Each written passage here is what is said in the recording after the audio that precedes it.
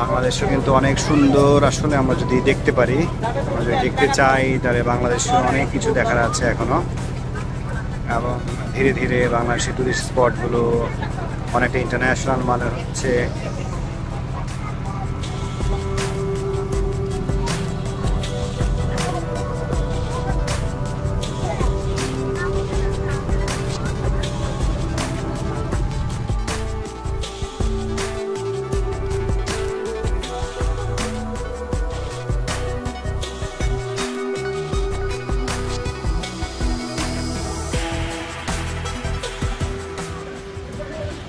Sea World, Faiz লেকের Sea World, one of the best আমার মনে হয়েছে।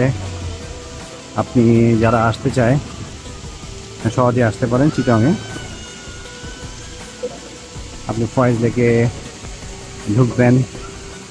ফয়েজ লেকে অনেকগুলো রাইড আছে, প্রত্যেকটা রাইডই আমার কাছে ইন্টারন্যাশনাল মানের মনে হয়েছে এবং খুবই ক্লিন, ওয়েল মেইনটেইনড। এবং সেখান থেকে আপনি ওয়াটার বাস নিয়ে ফয়েজ লেকে সৌন্দর্য দেখতে দেখতে সি ওয়ার্ল্ডে এসে পৌঁছবেন। এবং সি ওয়ার্ল্ডে অনেকগুলো ওয়াটার রাইড রয়েছে, সেগুলো উপভোগ করবেন। এটা কোনো অংশেই অন্যান্য দেশের অ্যামিউজমেন্ট পার্কের চেয়ে কম না।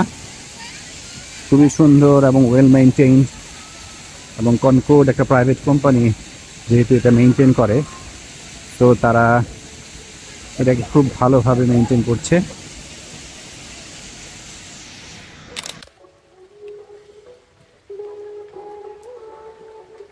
সি ওয়ার্ল্ড শেষ করে আপনি কিন্তু এখান থেকেই আবার বোট নিয়ে আপনাকে সেই ফয়েজ লেকের গেইটে নামায় দিবে এবং সেখান থেকে আপনি শহরে চলে যেতে পারবেন।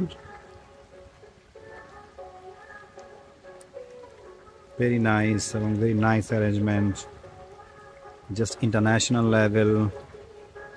এবং আমরা যদি আমাদের এই পর্যটন স্থানগুলোকে, এই টুরিস্ট স্পটগুলোকে দেশের বাইরের মানুষের কাছে প্রচার করতে পারি, এগুলো কোনো অংশেই কিন্তু কম না, অনেক সুন্দর। এর চেয়ে অনেক সাধারণ মানের রিসোর্টে আমরা ঘুরতে যাই পৃথিবীর অন্যান্য দেশে, কিন্তু আমাদের নিজের দেশে যে এত সুন্দর সুন্দর রিসোর্ট আছে, ওয়েল মেইনটেইন করা,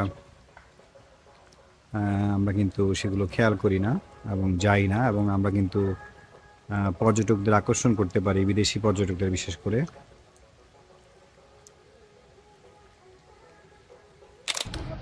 আপনি ঘোরাঘুরি করে মজা করে ওয়াটার বোটে করে আবার শহরে ফেরত যাবেন।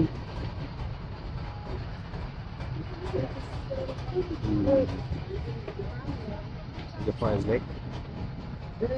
লেক দিয়ে 3-4 মিনিটের মতো সময় লাগে। অবশ্যই লেকের পানিতে কোনো রকম ময়লা বোতল থেকে শুরু করে কিছুই আমরা ফেলবো না। আমরা আমাদের টুরিস্ট স্পটগুলোকে অনেক ইন্টারন্যাশনাল মানের রাখবো। আমরা চাইলে সেটা পারি এবং সেটা আমরা অবশ্যই করবো। Thank you very much, happy travelling.